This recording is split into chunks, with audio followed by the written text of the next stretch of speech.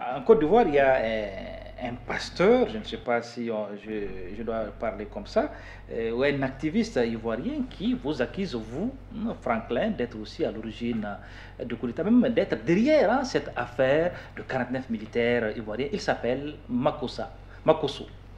Qu'est-ce que vous lui répondez? Alors, déjà, je crois que vous faites beaucoup d'honneur à cet individu de rapporter ses propos, mais ce qui est inquiétant, c'est pas que ce soit cet individu qui le dit, c'est pas un analyste politique qui n'a pas la culture qu'il faut pour cela, ce n'est pas un pasteur, c'est un imposteur, c'est un individu connu pour ses mœurs violentes, grossières et absolument psychotiques.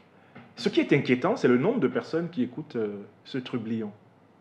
Et c'est en pensant au nombre de personnes qui écoutent ce trublion que j'ai voulu avertir les opinions maliennes et africaines du danger qu'il y a à passer plus d'une minute à écouter des hommes aussi nuisibles sur 3 plans. Ce sont des hommes qui revendiquent le christianisme, la religion d'amour, mais qui ne pratiquent pas l'amour et qui sont connus pour des faits de violence, et notamment des faits de violence intolérables envers les femmes. Ce sont des hommes qui revendiquent l'exemplarité, mais qui encouragent la jeunesse à la dépravation généralisée, qui vont même jusqu'à faire des vidéoconférences sur les réseaux sociaux pour expliquer les meilleures positions sexuelles qu'ils ont testées, et de la manière la plus grossière. C'est le travail de ce monsieur.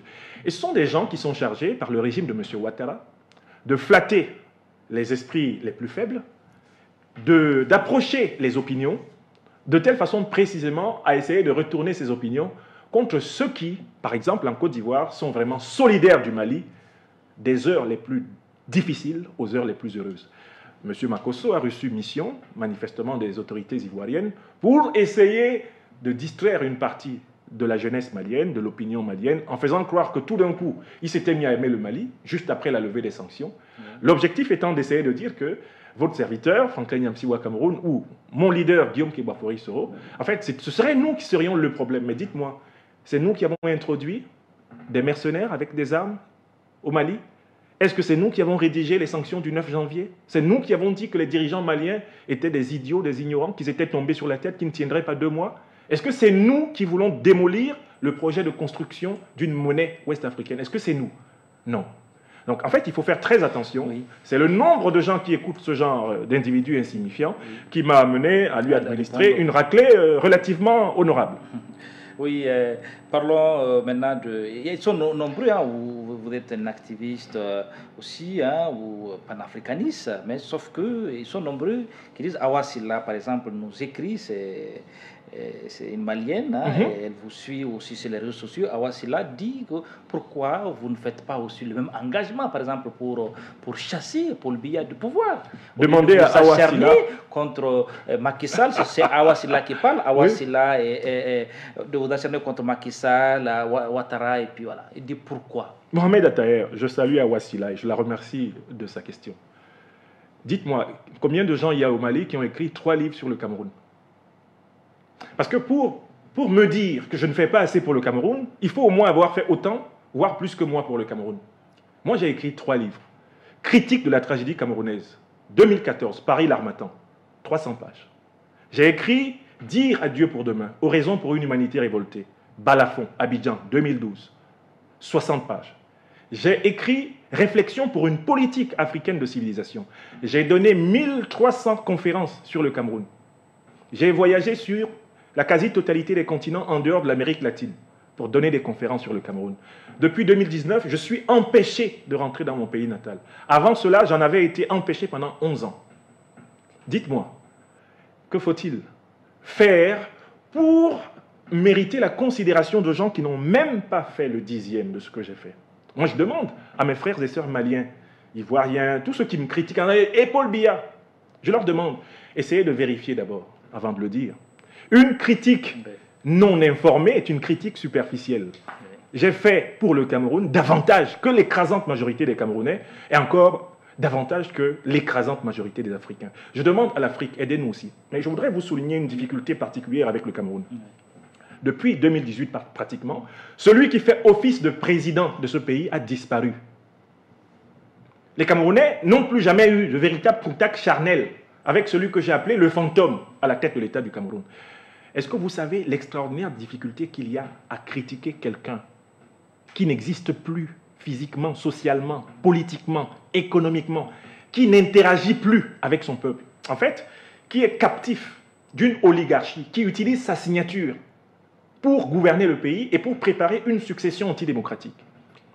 N'oubliez pas non plus que le Cameroun a une espérance incarnée dans le chef de la résistance camerounaise aujourd'hui. Ce n'est pas moi. Le Camerounais lui-même. Le peuple camerounais a un chef de la résistance. C'est le président élu démocratiquement de 2018, le professeur Maurice Kamto. C'est lui qui incarne aujourd'hui la conscience de notre lutte. Pourquoi voulez-vous que je me positionne davantage que lui-même? J'ai choisi de le reconnaître comme le leader de notre lutte.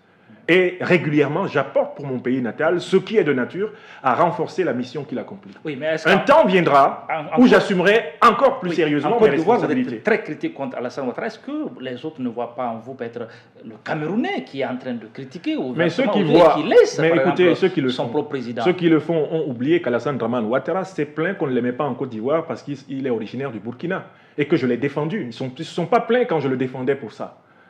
Mais Alassane Ouattara est un président qui agit. C'est un président de facto qui agit. Donc on peut le critiquer sur ses actes. Mais vous, Mohamed Attaher, vous avez vu Paul Biya? Vous l'avez déjà vu? Non. Alassane Ouattara, vous savez qu'il est visible. Il existe, n'est-ce pas? Est-ce que vous pouvez me dire, si je vous demande sur les 3 mois qui viennent de passer, où est-ce que Paul Biya a été visible dans l'espace? Critiquer un fantôme, c'est donner des coups d'épée dans l'eau. Oui. Mais est-ce qu'il y a une chance pour qu'un jour, avec votre action, l'action des autres que le Cameroun puisse retrouver, par exemple, le chemin de la démocratie, de l'alternance, par exemple? Alors, parlons un peu de démocratie, Mohamed Attaher. L'Afrique n'a pas pour horizon la démocratie. Il faut renoncer à ce mythe. La démocratie, c'est le concept idéal de l'ordre politique occidental.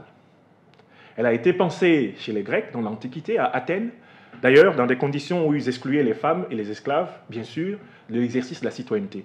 Ensuite, elle a été perfectionnée jusqu'aux formes de ce que Bernard Manin appelle aujourd'hui la démocratie représentative, le régime, pas la démocratie représentative, le régime, le gouvernement représentatif. C'est cela l'Occident. L'Afrique a une autre trajectoire. Elle commence avec la grande civilisation négro-égyptienne, qui pendant 4000 ans influence toute la planète. Le texte de référence, c'est la Maat. Les 3 valeurs cardinales de la Maat sont la solidarité, la vérité et la justice. Ce sont ces institutions de solidarité, de vérité et de justice qui sont le socle à partir duquel nous devons écrire nos constitutions. Le Mali a de ce point de vue aussi des textes de grande tradition, comme la fameuse charte de Kouroukan-Fouga, et donc de 1236, dont tous les articles ne sont pas compatibles avec la société actuelle, mais qui peut, sur le fond, bien de la remonter jusqu'à ces 4000 ans, servir de filon pour venir jusqu'à nous. Nous travaillons pour la maatocratie en Afrique, pas pour la démocratie. La démocratie, elle est pensée à partir d'une histoire qui n'est pas la nôtre, mais qui est simplement la nôtre de manière accidentelle. L'histoire de la démocratie, c'est l'histoire de l'occidentalisation du monde.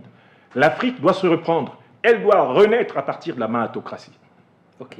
Donc maintenant, donc ces coups d'État un peu partout sur le continent, vous les approuvez, vous les comprenez par exemple? Il y a 3 sortes de coups d'État, Mohamed Attaher. Et si on n'a pas fait une distinction entre les 3 sortes de coups d'État, on ne peut pas comprendre, par exemple, la différence d'attitude qui est la mienne par rapport à ces 3 sortes de coups d'État. Okay. Je considère qu'il y a d'abord ce que je peux appeler les coups d'État néocolonialistes. C'est-à-dire que les puissances étrangères, c'est le cas notamment de la France, manipulent un certain nombre d'élites de force sur le terrain africain pour imposer à la tête de l'Afrique des dirigeants qui assurent la suprématie du franc CFA, qui assurent la présence militaire française, occidentale, impérialiste, et qui bradent l'économie aux multinationales françaises, occidentales, l'Afrique, vache à lait de l'Occident. Jacques Chirac l'a dit, quand vous avez de l'argent en France, n'oubliez pas que l'écrasante partie de cet argent vient de l'exploitation de l'Afrique depuis des siècles. Jacques Chirac, 2 fois élu président de la République française. Eh bien, il y a des coups d'État qui ont simplement pour but de réajuster. Alassane Ouattara, par exemple, est bénéficiaire d'un tel coup d'État. Le coup d'État qui a eu lieu au Tchad et qui a vu l'adoubement de l'actuel président tchadien par le président français, c'est un coup d'État néocolonialiste. Vous voyez très bien le type de régime qui s'est installé. Le coup d'État guinéen fait aussi l'objet de supputations de cette nature, quoique l'attitude de la Guinée, du colonel Mamadi Doumbouya envers le Mali, ait énormément rassuré les Africains sur, quand même, les fibres panafricaines encore vivantes à Conakry. Donc, il y a une deuxième catégorie de coups d'État, ce sont les coups d'État révolutionnaires, progressistes. Lorsqu'ils sont faits dans le cadre d'un mouvement populaire. C'est le cas du coup d'État du Mali. Le colonel Assimi Goïta n'est pas allé prendre le pouvoir par lui-même. Le peuple malien avait déjà pris le pouvoir et a mis l'armée dans l'obligation d'assumer la situation exceptionnelle dans laquelle le pays se trouvait. Et je voudrais saluer le président Assimi Goïta et tous les officiers qui l'accompagnent pour avoir empêché l'ultime humiliation à l'ancien président Ibrahim Boubacar Keïta. Parce que si le peuple malien avait pu mettre la main sur l'ancien président Ibrahim Boubacar Keïta, paix à son âme, il ne serait pas parti à Dieu dans des conditions pacifiques, nobles, qui ont accompagné sa transition vers le monde spirituel. Donc, un coup d'État qui est fait dans le cadre d'un mouvement populaire est un coup d'État révolutionnaire. Enfin, il y a une troisième catégorie de coups d'État, c'est important qu'on la note, sont les coups d'État constitutionnels. Des civils qui font des coups d'État. Alassane Ouattara, c'est le chef. Paul Biya, lui, c'est l'ancêtre de ces coups d'État. Les Bongo au Gabon, les forts au Togo, les Déby, donc par les Déby, eux, ils sont des militaires. Mohamed Bazoum au Niger, mais c'est un putschiste constitutionnel. Ils ont chassé toute l'opposition avant de prendre le pouvoir, hein, dans une élection qui était d'ores et déjà, en réalité, bâclée et bouclée. C'est une troisième catégorie de putschistes. Et qu'est-ce qui se passe à la CEDEAO?